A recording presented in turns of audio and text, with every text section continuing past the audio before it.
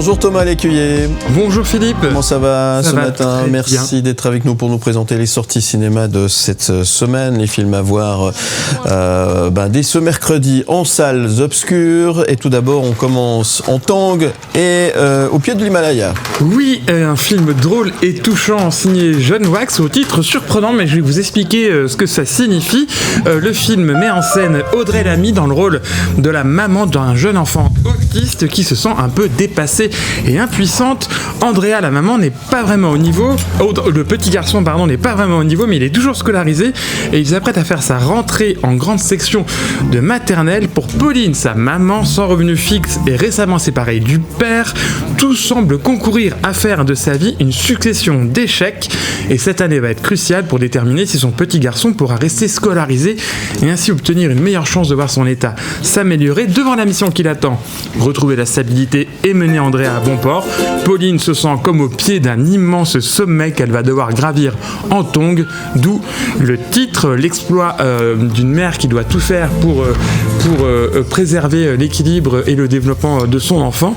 John Wax, à qui l'on doit déjà la comédie très réussie Tout simplement noir, signe un film touchant et délicat, particulièrement réussi, sur un sujet complexe, au sujet des enfants atypiques, de leur prise en charge et de leur insertion dans le monde scolaire. On notera la présence de l'humoriste Benjamin Tranier, excellent dans un second rôle très très drôle, celui du frère un peu loser d'Audrey Lamy. C'est un très joli film. À voir donc dès cette semaine au cinéma. La Vallée des Fous, autre film qui sort aussi cette semaine. Oui, on part maintenant du côté de la Vallée des Fous. Alors, est-ce que vous savez ce que c'est que la Vallée des Fous, Philippe? J'ai l'impression d'y être des fois. Oui, alors, c'est aussi l'autre nom de Port-la-Forêt dans le Finistère, connu pour être la Mecque des navigateurs au long cours. Tous les plus grands navigateurs du monde y sont allés, s'y sont entraînés, d'Éric Tabarly à Jean Le Cam, en passant par Vincent Rioux et Michel Desjoyaux. On suit dans la Vallée des Fous Jean-Paul, qui est interprété par Jean-Paul Rouve, qui traverse une passe difficile. Problème d'argent, dépression, alcool, il accumule les dettes et s'éloigne des siens et de sa famille.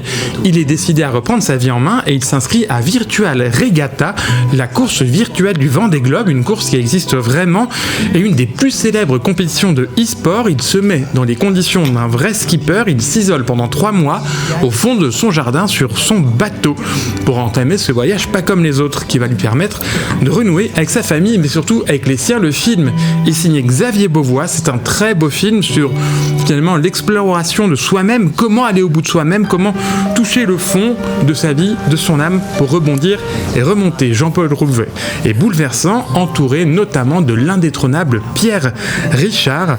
Info bonus qui va sans doute intéresser David Letard, notre programmateur musical, c'est Pete Doherty qui signe la bande originale du film. Voilà, écoutez, très bien. Pierre Richard est toujours incroyable, il a une énergie folle. Incroyable, ouais. Très bien, et ça sort aussi cette semaine au cinéma. Gladiator 2. Et oui, c'est le film événement de la semaine, quasiment 25 ans après le premier volet. Ridley Scott sort Gladiator 2, des années après avoir assisté à la mort du héros vénéré Maximus aux mains de son oncle. Lucius est forcé d'entrer dans le Colisée lorsque son pays est conquis par les empereurs tyranniques qui gouvernent désormais Rome d'une main de fer. La rage au cœur et l'avenir de l'Empire en jeu, Lucius doit se tourner vers son passé pour trouver la force et l'honneur de rendre la gloire de Rome à son peuple. C'est Paul Mescal qui hérite du rôle très convoité de Lucius, le successeur de Maximus, qui a été interprété, on s'en souvient, par Russell Crowe, un rôle convoité par le tout Hollywood, puisque Timothée Chalamet, Miles Teller, Austin Butler et même Richard Madden se sont cassés les dents et sur le casting avait été dans un premier temps envisagé. Russell Crowe, lui, n'apparaît pas dans le film puisque Maximus est bel et bien mort et enterré à la fin du premier. Alors je vais rien révéler puisque c'est dit dans les premiers instants de la bande-annonce qu'en fait Lucius est le fils de Maximus. 2h30 de péplum sans pépin à savourer sur le plus grand écran possible, signé par l'infatigable Ridley Scott qui prépare pour la suite un biopic sur les Bee Gees. 2 salles, 2 ambiances. Changement de décor, effectivement. Allez, Le Royaume, on avance. Autre film à voir cette semaine également au cinéma. Oui, après la Rome antique, direction la Corse tragique avec Le Royaume. Lésia, une adolescente corse, est arrachée à l'insouciance de l'enfance lorsqu'un homme à moto vient la prendre un été et l'emmène rejoindre son père dans une villa isolée. Son père, c'est une figure du grand banditisme insulaire qui est pris dans la guerre que se livre le milieu, va commencer commencer une cavale de plusieurs semaines entre moments de tendresse et de complicité avec ce père qu'elle voit très peu et tension alors que la traque bat son plein. Le réalisateur Julien Colonna porte un nom qui a du poids dans l'histoire de la Corse puisque c'est le fils de Jean G. Colonna, surnommé le dernier parrain corse avec ce premier long métrage. Il n'a pas pour autant voulu faire un film autobiographique, il signe une plongée au sein du banditisme corse dans une île qui semble asphyxiée sous le poids de la violence, mais c'est tout sauf un devoir de mémoire ou un film de bandit, c'est au contraire une exploration entre ombre et lumière d'une relation entre un père et sa fille, la seconde, qui cherche sa place dans la vie clandestine et violente du premier. En adoptant le point de vue de Lesia, Julien Colonna offre une perspective originale à son sujet, le point de vue d'une jeune fille dans ce milieu d'hommes, dans ce milieu de mort et de violence, dans ce milieu d'adultes. La voix est sombre et sans issue, éclairée parfois par les lumières éclatantes de l'amour entre un père et sa fille et surtout de l'île de beauté. Et on termine avec finalement, pour terminer, finalement c'est bien.